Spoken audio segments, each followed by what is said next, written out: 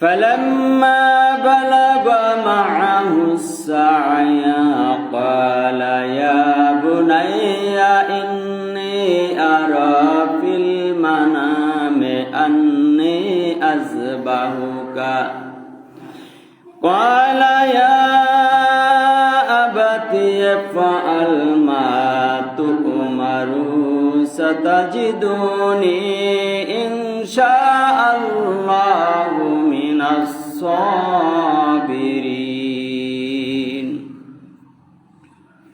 وقال النبي صلى الله عليه وسلم المسلم من سلم المسلمون من لسانه ويده. وقال تعالى في شان حبيبه مخبرا وآمرا إن الله وملائكته يصلون على النبي يا أيها الذين آمنوا صلوا عليه وسلموا تسليما اللهم صل على سيدنا مولانا محمد وعلى آل سيدنا شافعنا محمد দিল থেকে পড়ুন আল্লাহুম্মা সাল্লি আলা সাইয়্যিদিনা মাওলানা মুহাম্মদ ওয়া আলা আলি সাইয়্যিদিনা শাফি'ানা মুহাম্মদ লা ইলাহা ইল্লাল্লাহ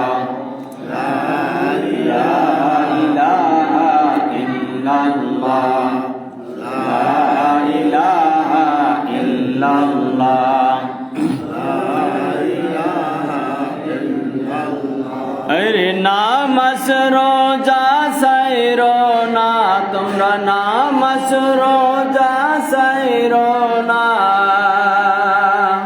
माँ बाबा के भूलो ना है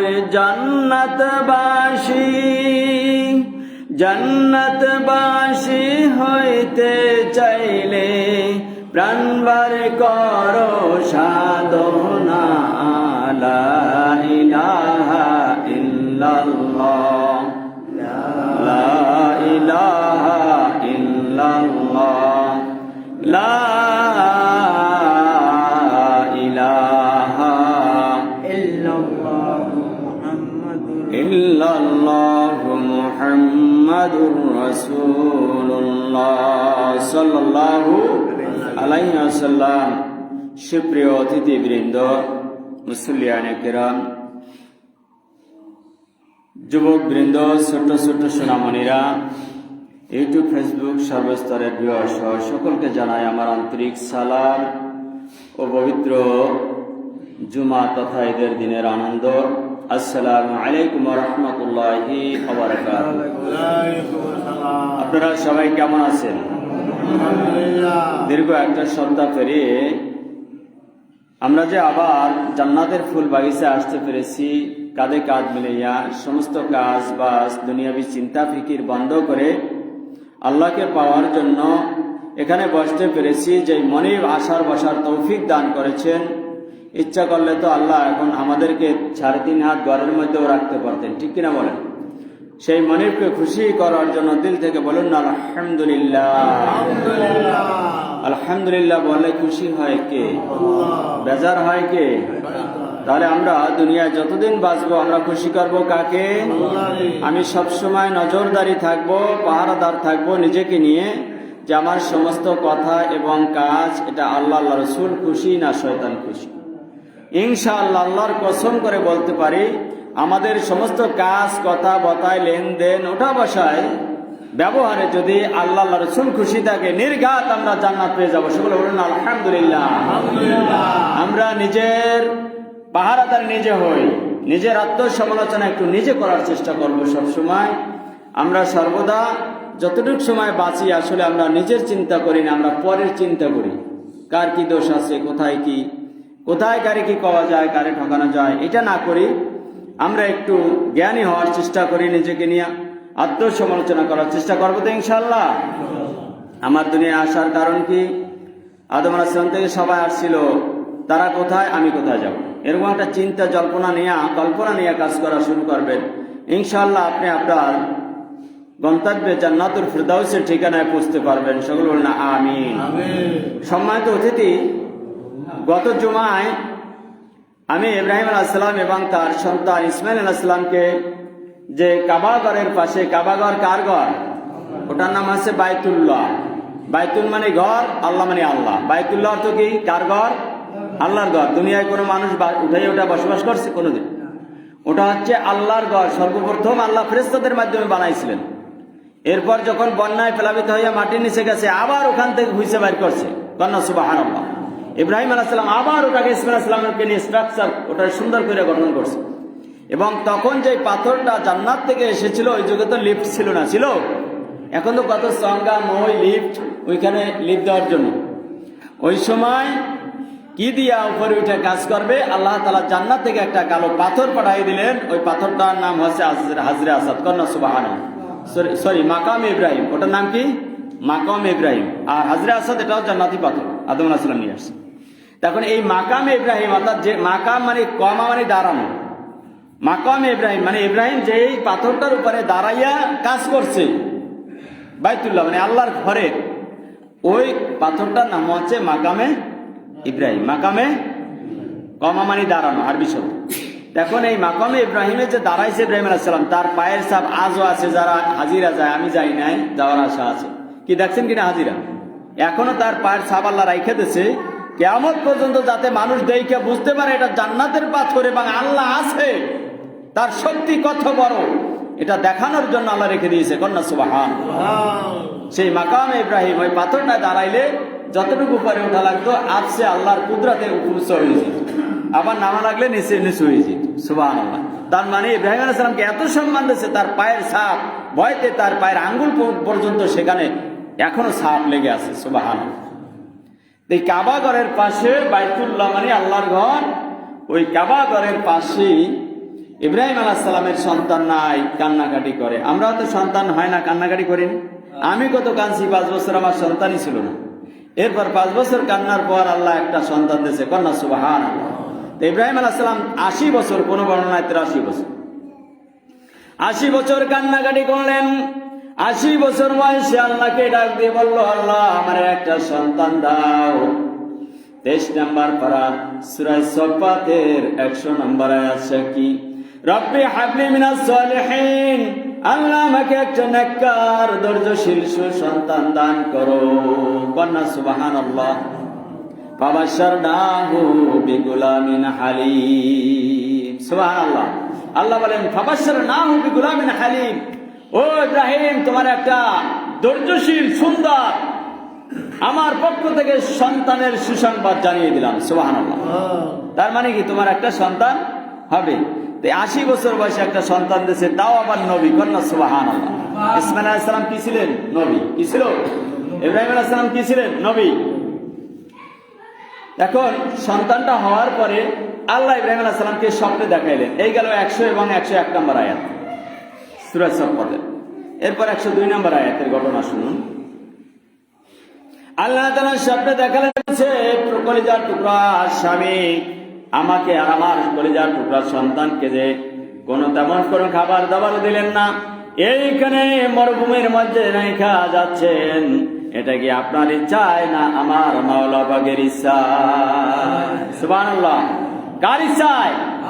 কিন্তু এখন এই বয়সে একটা বাচ্চা, তাও তাদের মতো চেহারা, নবী হবে, তাও মরুভূমির মধ্যে বালির মধ্যে রাইখা মা সহ ধুইয়া আসবেন ছোট্টবেলায় জন্মের পর, এটাকে আপনি বরদাস্ত করতে পারেন? কত বড় ইমান পরীক্ষা নবীরা দিয়েছিলেন, ধৈর্যের পরীক্ষা। কারণ আল্লাহর হুকুম মানার দরকার আছে না নাই? আল্লাহর হুকুম যেখানে ওইখানেই মানার দরকার।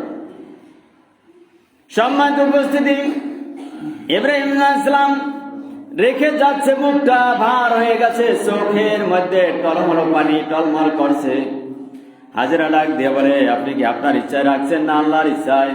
ইব্রাহিম আলাইহিস সালাম কষ্টে বুকটা ফেটে যাচ্ছে, কারণ সন্তান আর স্ত্রীকে রেখে যাচ্ছে। মুখের ভাষা হারিয়ে ফেললেন, কথা বলার মতো ভাব শক্তি নাই। এরকম আমাদের হয় কি হয় না? মনে রাখবেন, এভাবে আমাদেরও হয়, কারণ যারা ধৈর্যশীল তাদের এই অবস্থাটা সবচেয়ে বেশি হয়।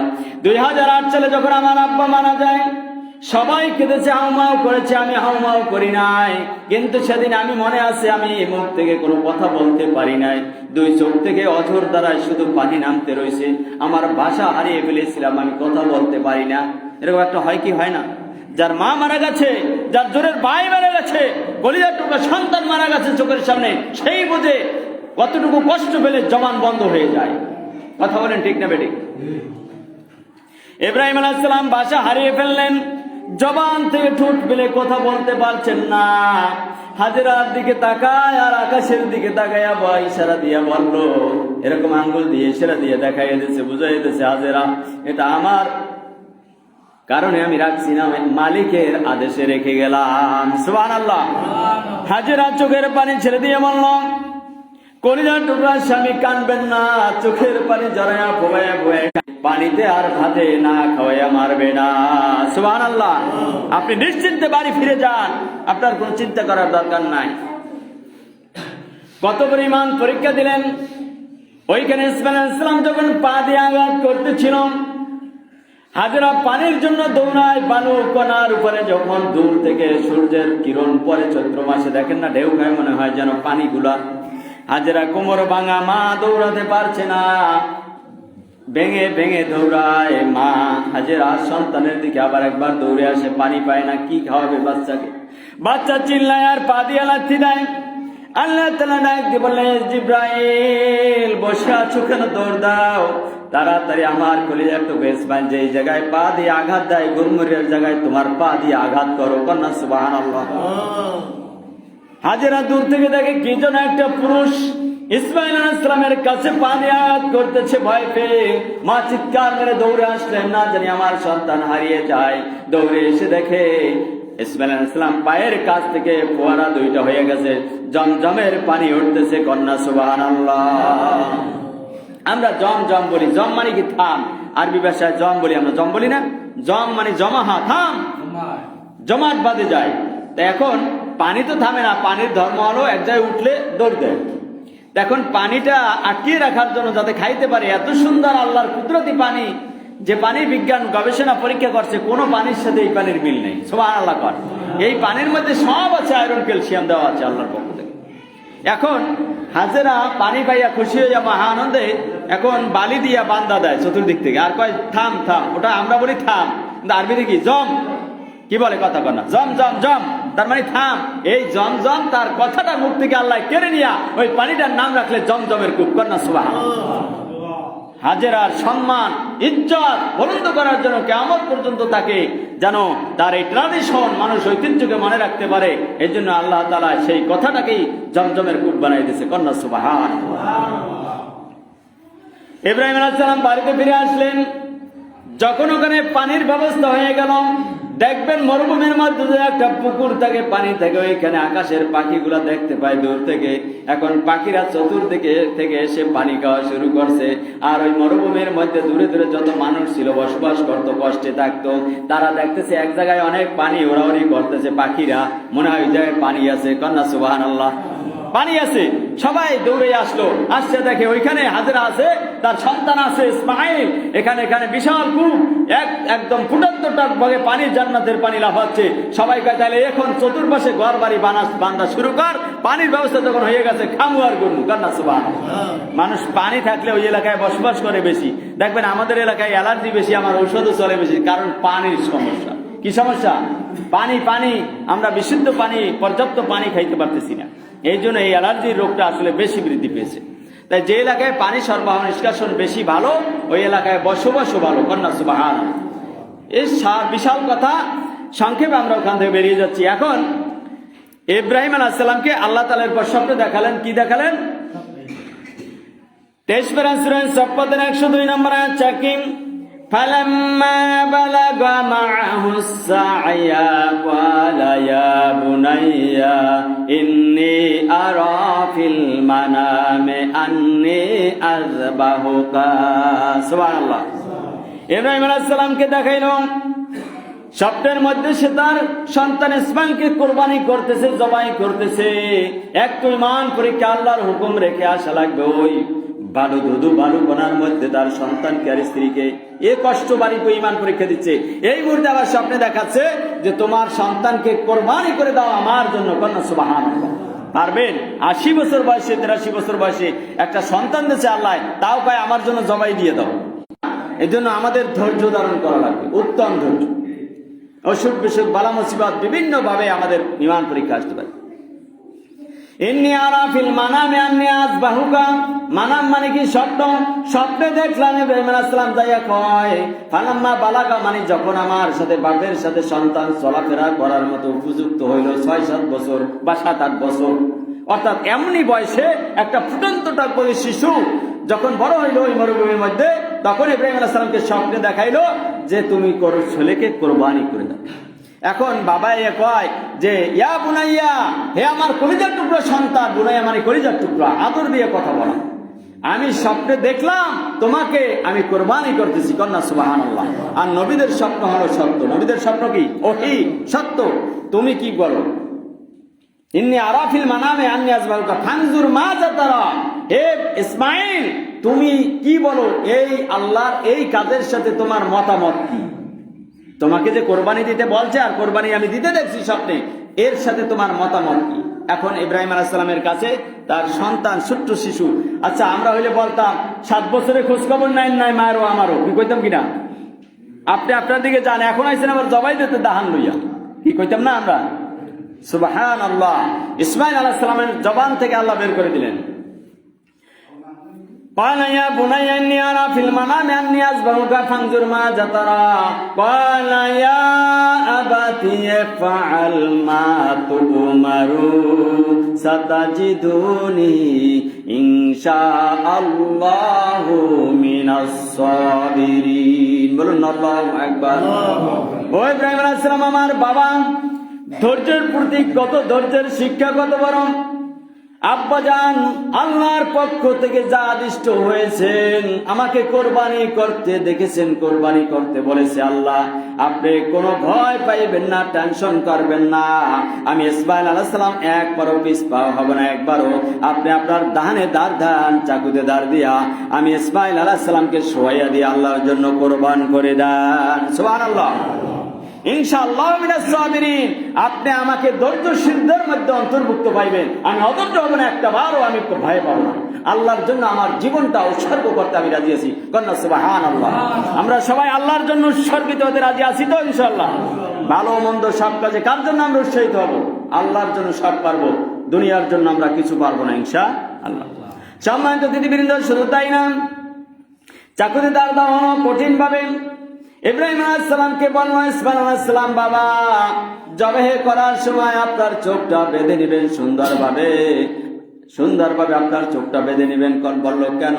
বলল ভাবে বেঁধে নিবেন। বলল কেন বাবা? বলল আব্বা জান যখন জবাই করে দিবেন আমার হয়তো বাস সর্দ হইতে সময় লাগতে পারে, ছটফট করবো, আমার কষ্টে পায়ের আঘাত আপনার গায়ে লাগতে পারে, আপনার অসম্মান করা হবে। আপনি বাবা আপনার গায়ে আমার পা লাগুক, এটা আমি ইসমাইল বরদাস্ত করতে পারবো না। আমার পা দুইটা সুন্দর করে বেঁধে নিবেন। সুবহানাল্লাহ। সব প্রস্তুত দিন, জবাই করবেন। ইতিমধ্যে আবার ইসমাইল আলাইহিস সালাম ডাক দিয়ে বলে আব্বা আমার পায়ের বান খুলে দেন, পা বান্ধা লাগবে না। বলল কেন?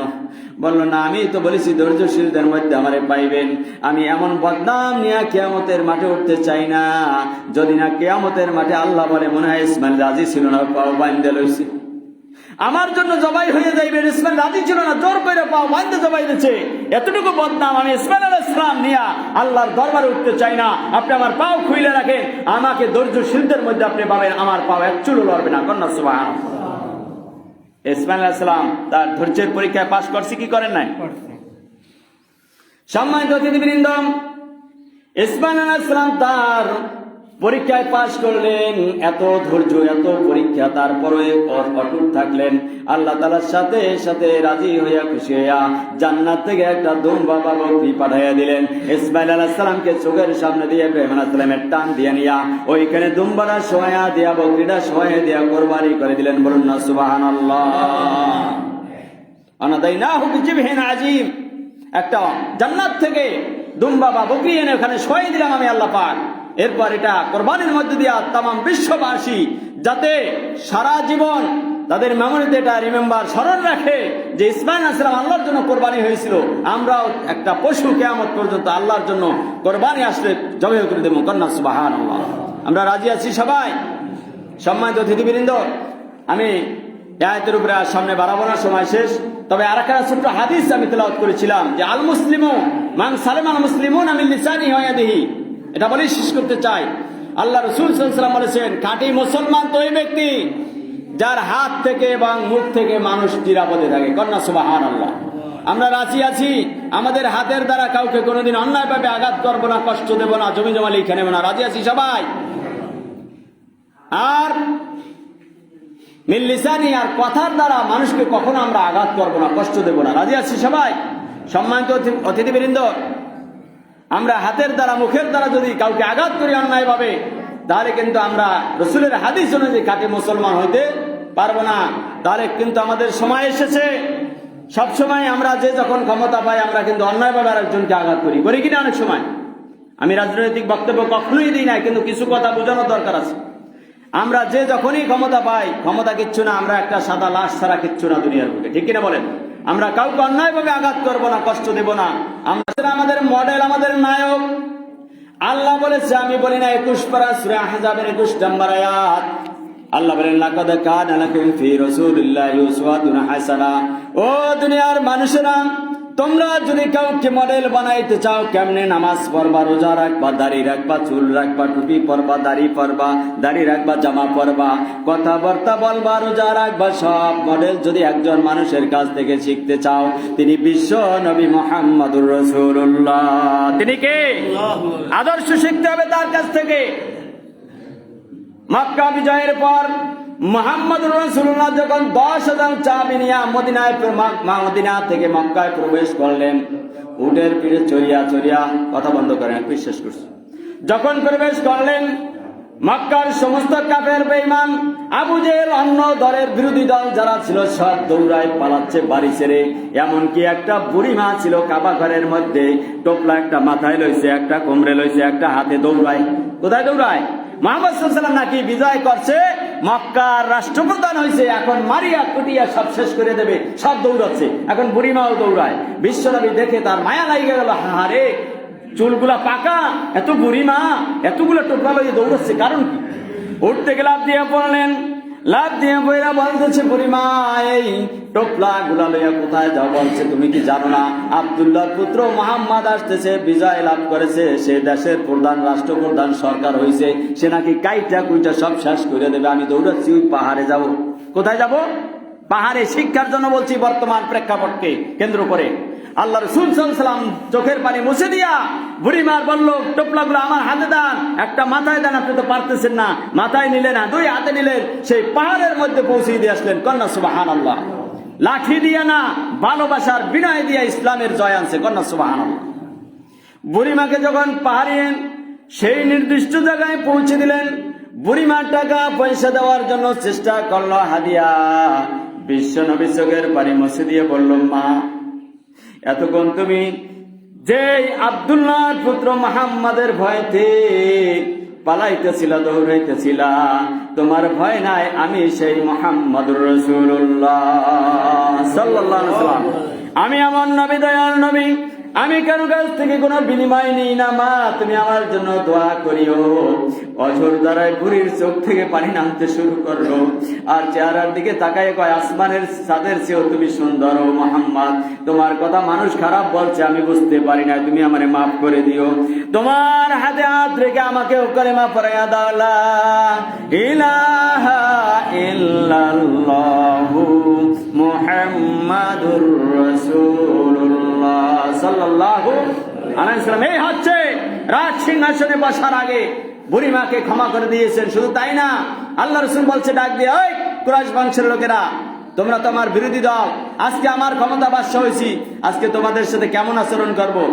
সবাই বলল, একজন আদর্শ ভাই আর এক ভাইয়ের সাথে যেভাবে আদর্শ ব্যবহার করে তেমনি ব্যবহার আমরা কামনা করছি। কন্যা সুবহানাল্লাহ।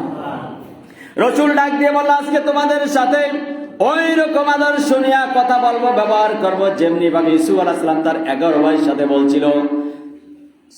সূরা ইউসুফের 92 নম্বর আয়াতের মধ্যে সেই আয়াতটা আল্লাহ রেকর্ড করে দিয়েছে। 12 নম্বর আয়াত পারাস খুশ করে দেখবেন। ক্বালা লা তাসরিবাল ইয়াউমা আলাইকুমুল ইয়াউম, বলুন আল্লাহু আকবার। লা তাসরিবা আলাইকুমুল ইয়াউম, আজকে তোমাদের উপরে আমার কোনো অভিযোগ নাই, আমি সবাইকে মাফ করে দিলাম। কারণ সুবহানাল্লাহ, এ হচ্ছে আদর্শবান নেতা, আদর্শবান নেত্রী, দেশ নেতা, প্রধানমন্ত্রী বিশ্বনবী মুহাম্মদুর রাসূলুল্লাহ। তিনি বলে, ইউসুফ আলাইহিস সালাম যে কথাটা বলছে ওইটা স্মরণ করাই দিয়েছে, আমি সবাইকে গণহারে মাফ করে দিলাম। আমরা যেন এভাবে মাফ কইরা সবাই মিলেমিশে বসবাস করতে পারি। সবাই রাজি আছি ইনশাআল্লাহ?